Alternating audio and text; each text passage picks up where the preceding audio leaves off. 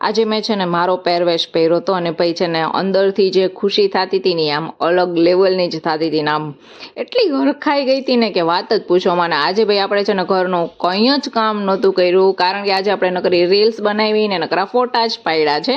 અને પહેલાં છે ને મેં આ પટોળું પહેર્યું હતું. આ છે ને મસ્તીનું છે, મારા મમ્મીનું છે. અને પછી છે ને મને એમ થયું કે હું એકવાર છે ને આ બીજું પટોળું છે ને એ ટ્રાય કરું છું, મને કેવું લાગે છે એમ.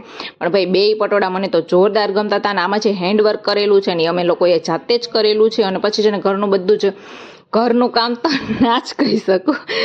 આ મારી રીલ્સનું બધું કામ પતાવી અને છે ને શાકભાજી લેવાને રાખડી લેવા નીકળી ગયા હતા. અને પછી હું પાણીપુરી ખાવા જેવી ગઈ ને એવી તરત જ મારા ભાઈનો ફોન આવ્યો કે છે ને રાધાને જોરદાર તાવ આવ્યો છે ને તું જલ્દી ઘરે આવી જા. ભાઈ સાહેબ મેં પાણીપુરી કે કંઈ ખાધું જ નહીં અને હું એવી ને એવી દોડતી છે ને સીધી છે ને રાધા પાસે આવી.